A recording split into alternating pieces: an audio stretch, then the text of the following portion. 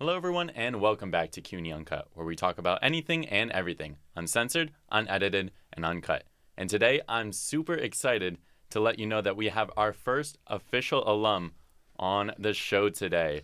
She's been around the block, and she's here to help these current CUNY students find their way if they feel a little lost. She's already a two-time CUNY graduate from York College and the School of Public Health, and now she's making a difference as a nutrition and health service manager for the food bank.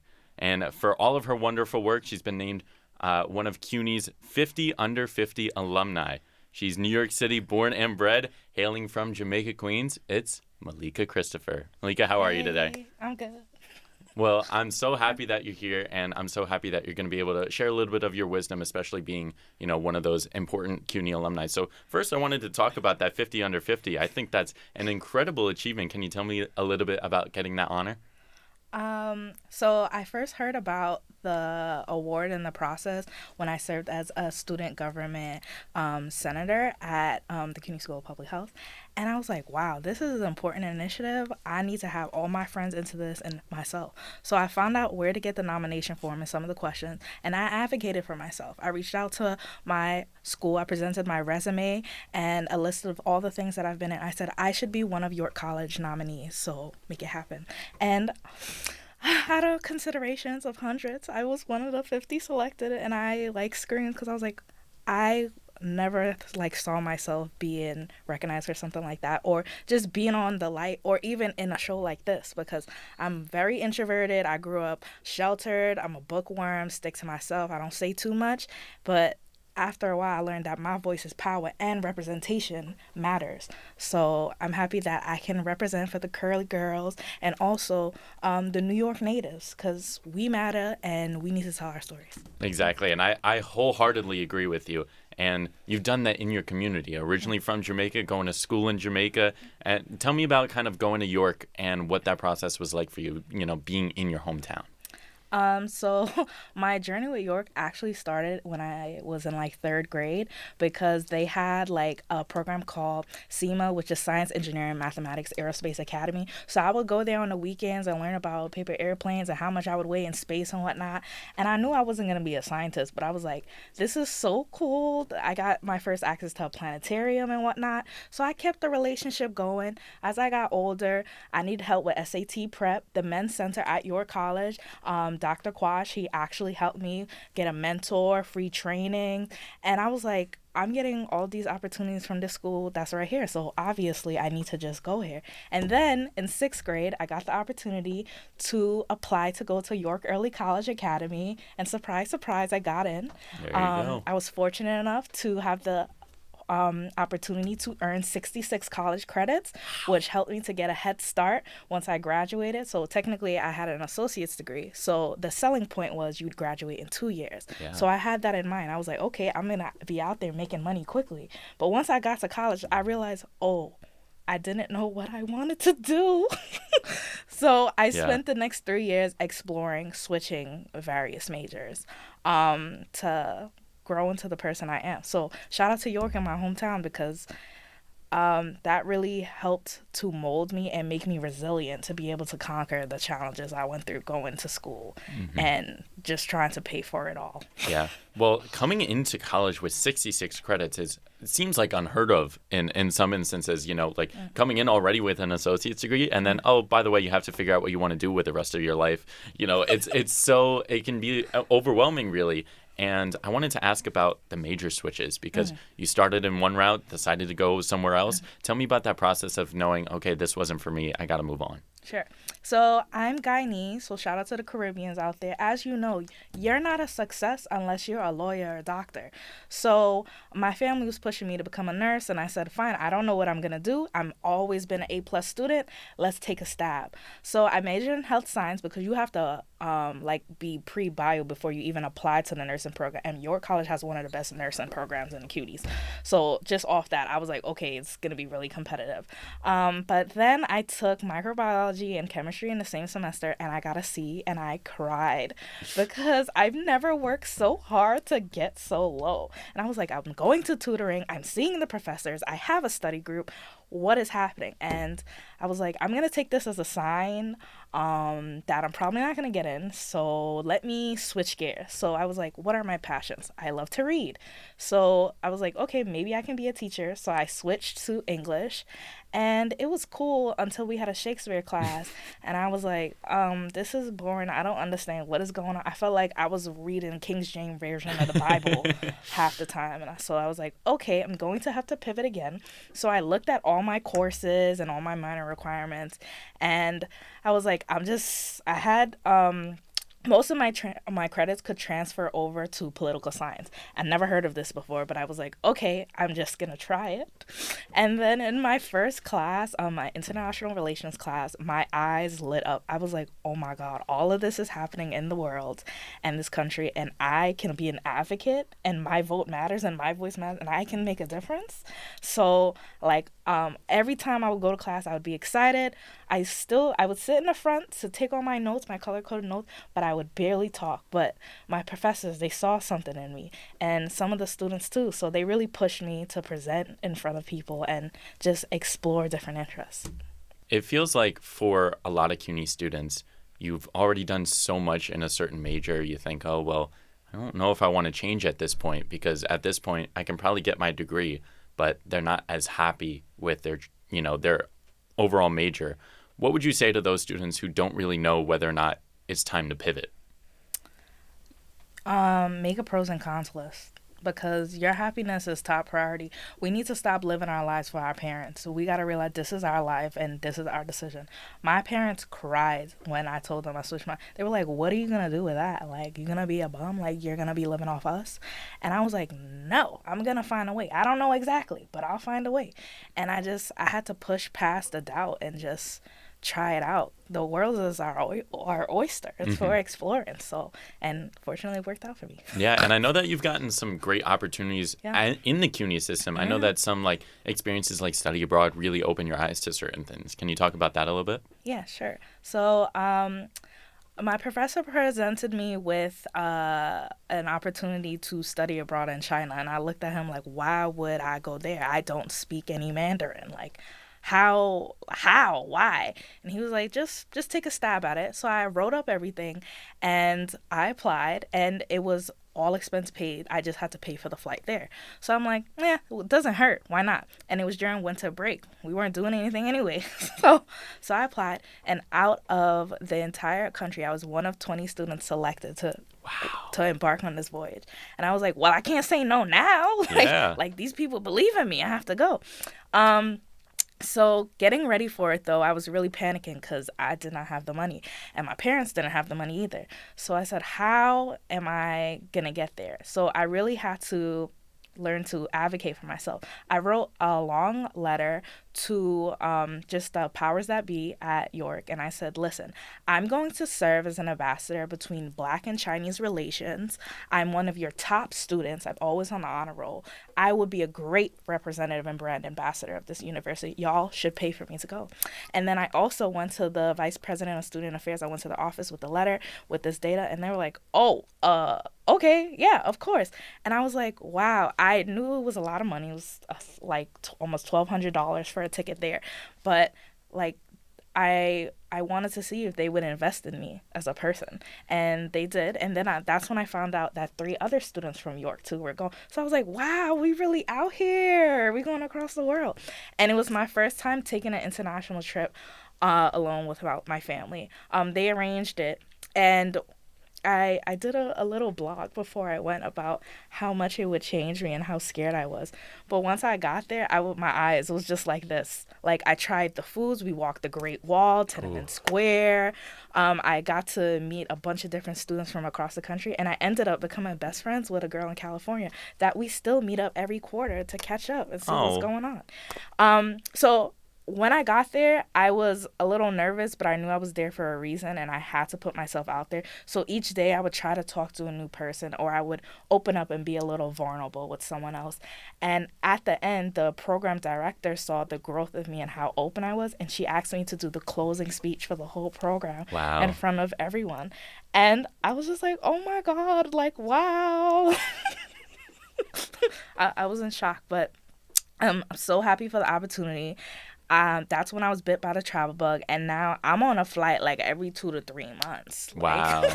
I'm a frequent flyer. I'm not gonna shout out my favorite airlines, but I'm always on there exploring different places, and but especially the Caribbean, and I love supporting local economies and giving back. And Yeah. it seemed like that all started because you advocated for yourself. You believed in yourself. And I think that a lot of CUNY students don't know your worth. Guys, you are worth so much more than you even realize. You just got to ask for it sometimes. And, you writing that letter and saying, hey, I can do this. I can be a good representation of what you want for this university. And it ended up working. And now you're on a flight every 2 to 3 months, going wherever you please at this point, which is really wonderful. And I think that stepping out of your comfort zone really helped you with that. A lot of CUNY students, I wish that they would be a little bit more uncomfortable in situations, go out there and just go for it. Just do it. What would you say to that? Yeah, my mantra ended up being life begins at the end of your comfort zone. Like, you can't grow unless you're a little uncomfortable. I was okay with the status quo for a little bit, but then I started seeing all these people doing things and having different opportunities, and I was like, I want to do that, but how can I do that? We didn't have ChatGPT and stuff before where you could come up with plans. So I was really in the books and on Google trying to figure out, and the first step is putting yourself out there. And you have to ask for what you need. Yes, someone could tell you no, but why are you telling yourself no first? So, yeah, step outside. Well, I also wanted to kind of go past York now because you used your experiences and all your knowledge that you gained there. And then you went to go volunteer for a little while. Can you tell me a little bit about AmeriCorps? Sure. So after I graduated from York, well, sorry, while I was at York, my final year, I did 2 internships over the summer. One at a hydroponic farm. So I got to see plants growing with LED lights and a water filtration system. And then they would sell the produce for a discount to the people living in the housing developments nearby. So that was my first exposure to food justice that I was like blown away by. And then also I interned at Food Bank working on government relations. So I would do voter registration drives. I got to be in a New York City Votes video promoting advocacy. That was my little taste of fame before I even knew. But everything ended up linking up. So after that, I was like, I want to work in something in food. I just don't know what. So I decided to apply to AmeriCorps because after graduating school, yes, I had a lot of internship experience and I was learning to advocate for myself, but my resume was still empty. Like, my high school resume had babysitting on it. And I was like, I need to be like, my GPA is not going to matter to my employer. I need to be employable. So in order to do that, I was like, let me do AmeriCorps. So AmeriCorps Vista, you basically support a community on an issue. You can work anywhere in the United States. But I said, because I'm now like feeling like a New Yorker, let me do this program. And through the program, I was able to work at a nonprofit helping students learn to read. And even at the elementary school that I went to, which was like a full circle moment. I was like, I'm a bookworm and I love reading, and I'm giving that love to other students. I advocated for diverse reading materials because we need to be represented in the literature, and that's how a student can discover what kind of materials they're interested in. It's all about exposure at the end of the day. So yes, I got accepted to that. They paid for me to go to Connecticut, I believe. So we do a little training. I got to meet people from all over the country. So that was really fun. But my year of service was tough. I was on a stipend, probably about $20K. I had to live at home because in New York, that's not a livable wage. But it really helped me to be creative and finding free and real cheap things to do in the city. So me and my friend would have spend and freeze dates where we would explore. So our favorite was taking the Staten Island ferry to the other side, getting Dairy Queen, walking around Staten Island, and then taking it back. So we got to see the Statue of Liberty, get a nice boat ride. We was like, yes, and then sometimes we would change our voice and act like we were rich. And I was like, yes, this is the life. That time, like, debt would be like $200-$300, and we'd be like, oh my God, I'm struggling, but life is good. And now, as a real adult, bills is so much worse than that. But during my time in AmeriCorps, I got to work with a bunch of different elementary schools. I discovered that I love to read children's books. Like, a lot of them have messages at the end of it, and I'm just like, oh my God. And then the kids, they would pick up on it. And I'm like, wow, this is so influential. Like, I did not know the difference. So yeah, I made a lot of friends. I got to be the ambassador for the program at different events. So I really got to get my feet wet in a networking game, and I just enjoyed it. But one thing that stuck with me is sometimes when I would do lessons with my students, they want to be able to focus because they're hungry. So I was like, it's coming back to food at the end of the day and the Maslow's hierarchy of needs. If you don't have this foundation met, how can you succeed? And then my family is always telling me that education is the key. Again, if your needs are not met, how are you going to succeed? So I decided that I was going to work in food justice, and I was going to be an advocate so that every child could meet their fullest potential. And that's how I advocated for myself and then I ended back in food bank. Wow. So you started at food bank as an intern originally, and now you're a manager over there. So kind of tell me about that process of really working your way up. I know that it wasn't easy for you. No, it wasn't. So I kept... Y'all, when y'all do your internships, you got to keep in contact with the managers there. So I kept in contact, and I was like, I loved working there and I loved working with you. Please let me know if there's ever an opening.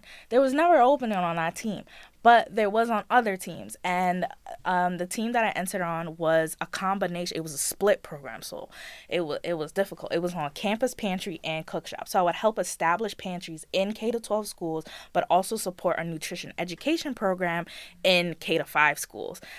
It would be a lot of site visits, which I was already experienced doing in AmeriCorps, which I talked that up in my interview. Said I'm very good at relationship building because in AmeriCorps I was a volunteer organizer. I recruited over 1,000 volunteers to serve in our schools. And so they saw that, was like, wow, she's dynamic. But then my internship supervisor said, oh, Malika's one of the smartest persons I ever worked with. Y'all need to hire her. And that, I got interviews like within the same week, back to back to back, and I impressed them each round. And also when you're doing interviews, come in with a question. So I was big on self-care. I was like, what do y'all do for self-care? What does work-life balance look like? I asked the manager, like, how do you manage? Like, I like to have clear deliverables. I need to know what I do, but I also need the flexibility and the creativity to make this into my own. And they accepted it. I started it, and it was, again, a lot of traveling, so that was a lot. But I love that I had impact in food insecurity, and I can help people get the food that they need, but also I can help students get the education and get to explore.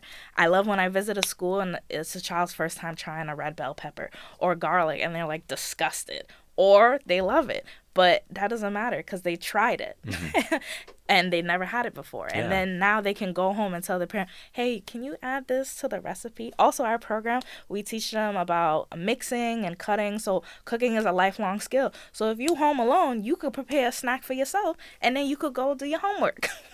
And that's wonderful because then you'll be able to focus more. You'll be able to enjoy your meals more and all those sorts of things. So tell me a little bit more about what you're doing at the food bank and specifically the cook share program.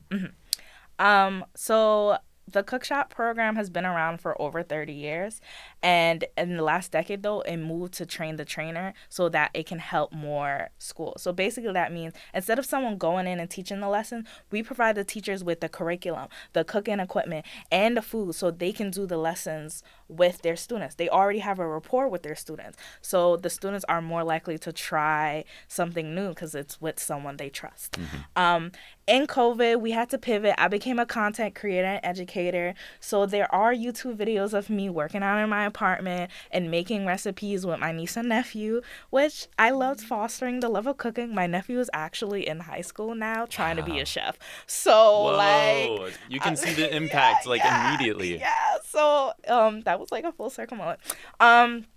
So yes, in this role I had to pivot, and after like COVID was coming to an end and schools were moving away from remote learning back into person, I got to go in person and see how schools were like still using the videos to do like cooking demo type workshops, or the schools that we cannot serve because funding cuts or staffing limitations, they're still able to put the program in their school and then just find grant funding for the food on the side. But they have the tools now, and I like that because we can reach over 13,000 people every year because of it.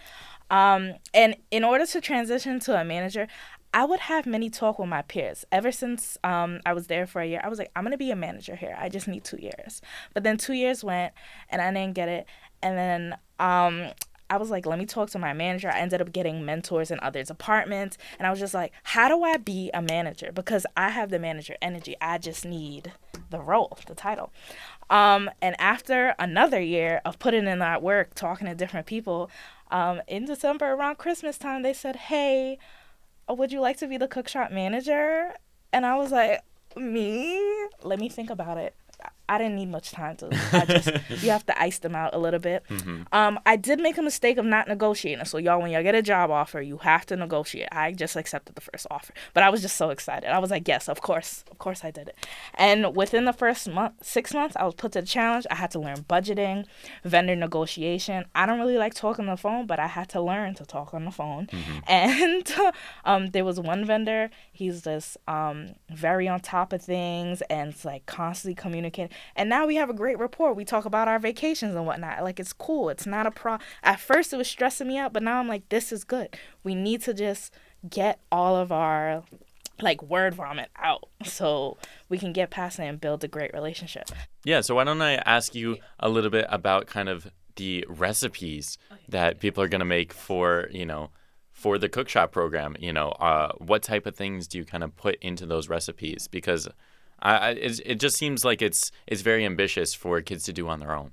Oh, true. So Cook Shop is unique because all the recipes are plant-based and they're cold. A lot of our kids, they may be in temporary housing. They may not have a hot plate or whatnot. So our recipes are a lot of salsas, wraps, and salads. And our most popular recipe is peachy yarn salsa. So you just get some fresh peaches, or the canned one or the little packaged ones you get at snack time. You cut up some oranges, add some red bell peppers, chives, and mix that up in a bowl and then eat it with whole wheat Tostitos. And you got a quick little salsa snack. Now, some of the kids are hesitant because they're like, salsa is with tomatoes. But no, you can make it with fruit. And then we ask them questions like, would you add any spices? What could you add this with to make this a meal? Because essentially it's a taste, a snack. And because it's all cold, kids can kindergarten through 5th grade. They can prepare it at home on their own. And then with Cook Shop, we also have a component where the parent learns alongside the students. So the school has to host monthly workshop with the parents, and it's a recipe that the child is doing in the classroom. So it's not a surprise when the child comes home and says, I want peachy yarn salsa. Also, in the families workshop, we provide tips for working with a limited budget, but also to find fresh produce and discounts in the grocery stores so you can eat healthy. Like, it can be sustainable. You just have to know where to look. Are you guys trying to make new recipes every year? How often do those get refreshed? So the program has been around for 30 years, and I think the recipes change about 2 or 3 times. Sometimes we have to make adjustments for like a wide amount of allergies. Like, for example, we used to have like a fresh hummus recipe, but I had to take that out because there was a lot of sesame allergies.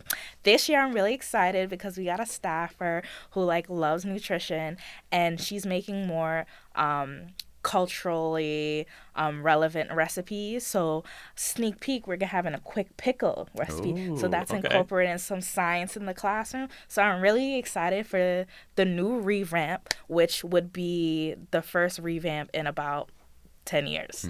So Got it. Nice. so I'm excited to. So we've been testing a few of them and they've been popular, but I'm really excited for the launch in probably next year and redo our newsletters and whatnot. I did wonder about the reception of this program because it's across all 5 boroughs, and I'm sure in New York City not everybody's going to love it because it's very hard to kind of go about a program like this when there's a deli on every corner selling all sorts of snacks and stuff like that. How have parents been receptive to it? How have kids been receptive? Has the parent been more receptive? Has the kid been more receptive? How does it change? So kids love free stuff. So they love it. They may not be eager to try the food item at first, but because their peers are enjoying it, and also we have an activity where we have them use their 5 senses when describing. So if you don't like it, just tell me why. And then you would know going forward, because it takes ultimately up to 12 exposures for someone to decide if they actually like something or not. Family, for the most part, they love it because they're like, oh, especially if they come to the workshop, because they can see the connection and the benefit of it. But we do have some parents who are like, what do you mean you don't want hot dogs anymore? But something important we should note about our program is not about counting calories or anything. It's you should eat more of fresh fruits and vegetables. Your plate should be colorful, but you're not bad if you do not. If you can only get this produce frozen or canned, it is what it is, but you're getting it in. Your plate is colorful. It's about meeting people where you at. If you're just gonna talk at them or give them something unrealistic, and also you gotta ask them about modifications. What spices would you add to this? Okay, I know you may be hesitant to just eat a vegan or vegetarian meal. So what protein would you add to this to make this more appealing for you? So that's what I like about the program, and that's what I stress to people who are a little hesitant, that it's just making it right for you and being explorative with your food, because food is more than just fuel. It's community, it's connection, it's cultural. So like we all should feel represented and happy when we're eating a meal and learning together. Yeah, and the work that you've been doing with the food bank has just been so magnificent, and you've made an impact on so many lives throughout all 5 boroughs, and I think that you should be really proud of the work that you do, and I'm really hoping that you can get more and more people involved in that, more volunteers on helplines or whatever, however they can help. How can people kind of help push your program forward? Definitely advocacy for funding for other programs like this. The mayor has a food roadmap, and they're looking to push so that all schools can have nutrition education. Not everyone can have cook shop, but everyone can have nutrition education in some capacity. Also, we need all of our schools to have food pantries for our students. And there's still a stigma. It is not shameful if you're hungry. Go get the help that you need. Like this is about advocating for yourself and making sure your needs are met so you can succeed and be the gem that you are. Also, you should volunteer. We have repacks. You can come to the community kitchen and help serve a meal to seniors or just people in the community. The lesson is that you should be an advocate, you should volunteer, and you should ask for what you need and seek opportunities to get you what you need, because the help is out there. We live in one of the best cities in the world. Yeah. Doing this here in New York City is so important. It really fosters a great community, and it really affects the people that live here and that grew up here. And it's so, so important. And I think that all the things that you've been doing, you have such a wonderful story, a 2-time CUNY graduate, giving back to the community by speaking at events, doing all these things, and then giving back to the children as well with, your Cook Shack program and everything else that the food bank does as well. So I want to say thank you so much for joining me today. I'm so happy that you were the first alumni on the show this season, and I really wish you the best of luck with everything going forward, and I know you're going to do great. Thank you. You too. Well, thank you guys for tuning in. Make sure to check out CUNY Uncut on social media, and make sure to download the CUNY TV app. And I'm your host, David Horn, and we'll see you next time. Take care, everybody.